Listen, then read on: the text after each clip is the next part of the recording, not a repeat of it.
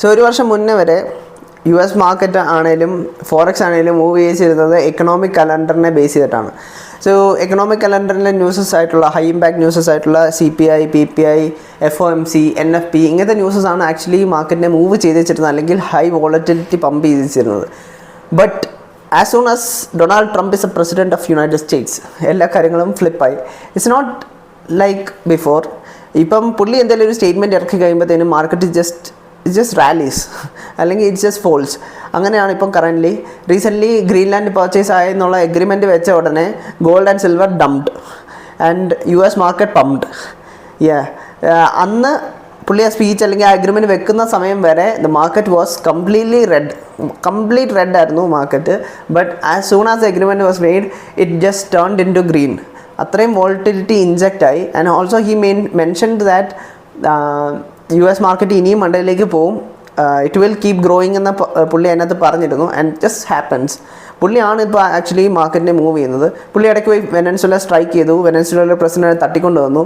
And it has all impacted the markets. അന്നൊക്കെ ആണെങ്കിലും നല്ല വോളറ്റിലിറ്റി ഉണ്ടായിരുന്നു because of what just happened. ഓരോ വാർ നടക്കുമ്പോഴും മാർക്കറ്റ്സ് എല്ലാം തന്നെ ഫ്ലക്ച്വേറ്റ് ആവുന്നുണ്ട്. And he is the one just deciding what to happen now in the world. പുള്ളി അത്ര ഇമ്പാക്റ്റ് മാർക്കറ്റ്സിനകത്ത് ഉണ്ടാക്കുന്നുണ്ട്. He is kind of manipulating the stuff for his favour. അത് മാത്രമല്ല, ഇപ്പോൾ റീസെൻ്റ്ലി ഇറാനെ സ്ട്രൈക്ക് ചെയ്യാൻ പോകുകയെന്നൊക്കെ കേൾക്കുന്നു, as he has send some troops there. ആ സ്ട്രൈക്ക് നടക്കുകയാണെങ്കിലും it would mostly be on this weekend അല്ലെങ്കിൽ നെക്സ്റ്റ് വീക്ക്.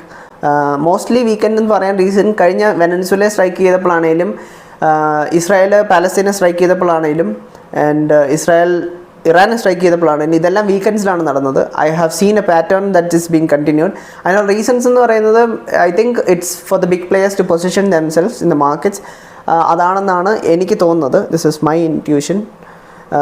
ആൻഡ് അതുകൊണ്ട് തന്നെ ഇറാൻ്റെ സ്ട്രൈക്ക് മോസ്റ്റ്ലി ഈ വീക്കിൽ നടക്കുമെന്നാണ് തോന്നുന്നത്. And if it happens, Iran will go on a full war എന്നാണ് അവർ ഡിക്ലെയർ ചെയ്തേക്കുന്നത്. So we will have another war that is going to happen. 2026 തുടങ്ങിയതേ ഉള്ളൂ. അതിന് മുന്നേ ഇപ്പോൾ ഒരുപാട് 2 വാറും കണ്ട് അടുത്ത് വരാറായി.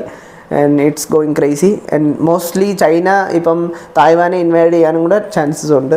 So these are all factors that is going to affect the market soon. So അതിൻ്റെ കൂടുതൽ ട്രംപിനെയും കൂടെ വാച്ച് ചെയ്യേണ്ടതായിട്ടുണ്ട്. So watch him also just to know what is going to happen.